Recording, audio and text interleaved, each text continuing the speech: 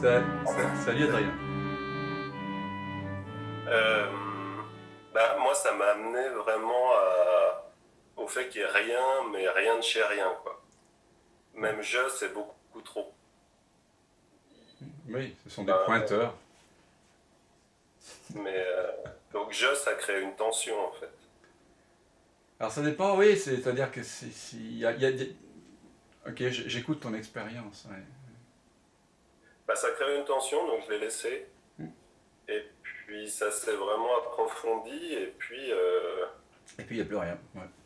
il n'y a plus rien, mais il n'y a même plus de manifestation, il n'y a strictement plus rien, quoi. Euh, et après, bah, ce dont vous venez de parler là, du coup, ça me questionne parce qu'en même temps, ce qui existe depuis toujours chez moi, c'est un amour qui est très intense. Je Oui, t'en avais parlé en individuel, qui existe oui, depuis que je suis petit. oui, Et c'est clairement le fil rouge de ma vie, quoi. oui. Alors, c'est un peu étonnant parce que c'est la manifestation du rien du tout, l'amour. Quand ça commence à se densifier, ça crée ça.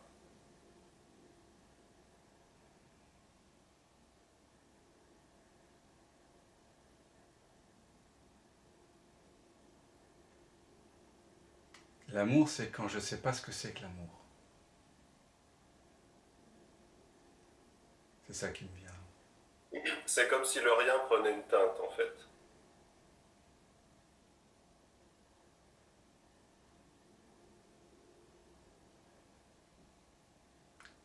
L'amour, c'est quand il n'y a pas de séparation. C'est la non-séparation entre la teinte et la transparence, entre l'écran et la couleur, entre l'écran et le film. C'est quand tu te reconnais partout, en toute chose. Quand tu perds ton propre visage, ici on évoque souvent la vision sans tête, ce n'est pas un concept. De la même façon que chez l'investigation du soi nous amène à interroger l'apparent-jeu, la voie de la vision sans tête nous invite à nous interroger sur qu'est-ce qu'il perçoit en cet instant. D'accord ? Et en cet instant, ce qu'il perçoit chez moi, c'est ça. C'est ça. C'est ça. Vous voyez ?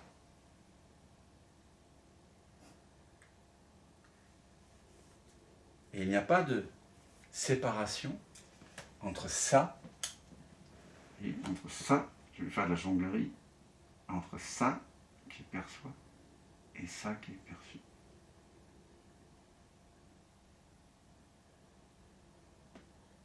C'est différent. Pardon ?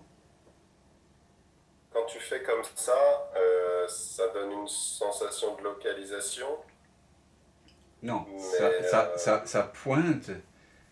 Quand je fais ça, je pointe là, vers l'origine de la perception en chacun de vous. mais Et, c'est comme si quand on le fait, ça pointe là, et puis en fait, ça englobe tout d'un coup derrière, non? ah oui, là d'accord. Dit comme ça, j'entends mieux. Oui, c'est-à-dire que ça fait disparaître l'impression d'être un observateur personnel. Ça ouvre un espace qui n'était pas conscientisé. Et cet espace, en réalité, n'est pas séparé de ce qu'il perçoit. Il est immédiatement, il fait un avec l'expérience. Tu ne peux pas trouver entre cet espace et la pièce et les amis qui sont là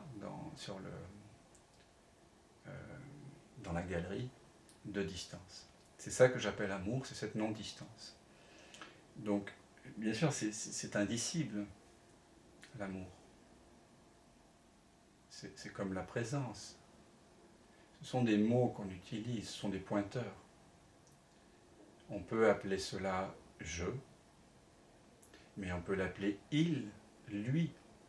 Quand on lit le traité de l'un, magnifique référence aussi, de Ibn Arabi, une quinzaine de pages qui célèbrent le un, Il dit il, Allah. En même temps, il désigne l'un.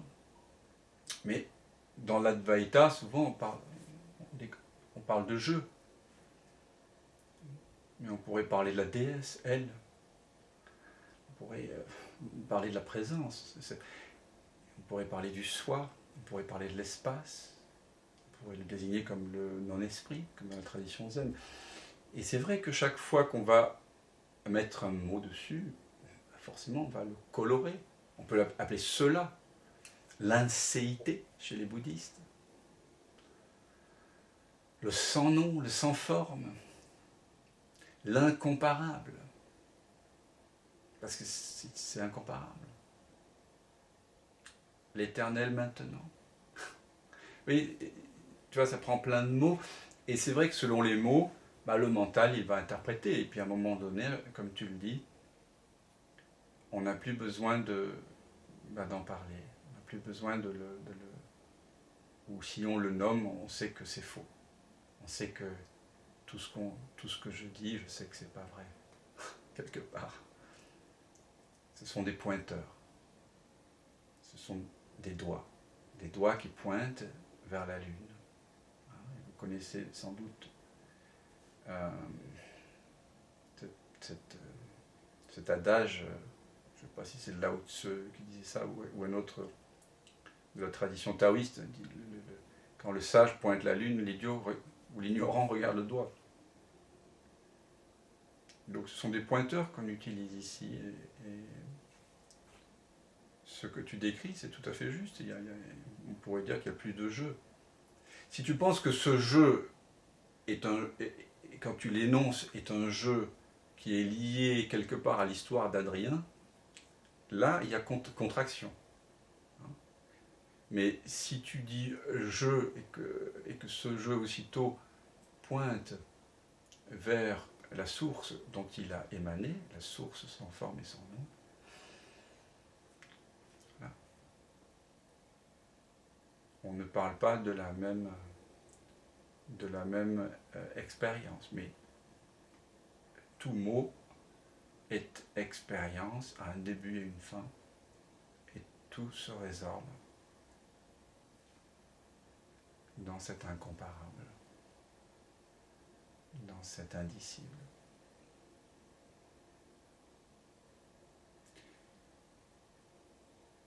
Retenez simplement cette invitation à revenir. Ça ne doit pas être pris comme quelque chose à faire, comme une pratique, au sens de je fais quelque chose. C'est une célébration, et en même temps vous pouvez le vivre à chaque instant dans la journée. Faites-le le cœur léger. Et à plein de moments de la journée, quand vous avez une petite disponibilité, 2 minutes, 30 secondes, 5 minutes, 10 minutes, accordez-vous de ramener l'attention vers l'apparent jeu qui regarde. Et voyez s'il y a quelqu'un qui regarde, s'il y a quelqu'un qui entend, s'il y a quelqu'un qui écoute, s'il y a quelqu'un qui pense. Prenez le temps de répéter la pensée jeu. Sentez ce que ça fait que d'être ce jeu. Et très vite, le faux jeu disparaîtra. Parce que le faux jeu n'est qu'une apparition-disparition. C'est simplement une pensée qui est récurrente. Elle s'insère subrepticement entre toutes vos pensées, toutes vos sensations. Et donc, ce jeu répété, 100 fois, 1000 fois, 10 000 fois par jour, donne l'impression qu'il est en association avec les mémoires, qu'il y a quelque chose de réel, alors que non. Quand on regarde, quand on investigue, on ne trouve rien. Et c'est dans cette absence que la présence se révèle. Amis, j'étais très heureux de partager avec vous ce soir.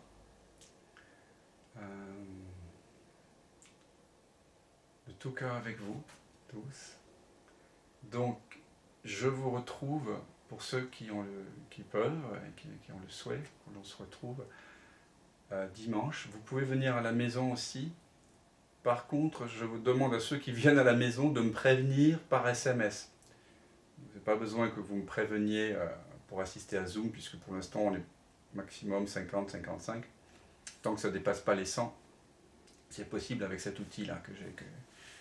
Mais à la maison, par contre, on ne peut pas être 100. D'autant que je fais un stage de 9 jours et qu'il est probable que certaines personnes du stage veuillent participer. Si vous voulez passer par là, venez, le satsang commencera à 19h30, donc si vous venez sur place, venez entre 19h et 19h15, d'accord? Chez moi, à Paris, 70 rue de Bervilliers, vous me mettez un SMS, et sinon pour ceux qui le souhaitent, par Zoom, voilà. Que vous soyez à Krasnoyarsk comme russe, hein, ou je ne sais où, dans le sud de la France comme Jacqueline. C'est quand même étonnant cet outil, ça m'émerveille encore comme un gosse. Et bien je vous embrasse, on est unis dans le même maintenant. Hein. C'est le même maintenant dans lequel tout ceci apparaît.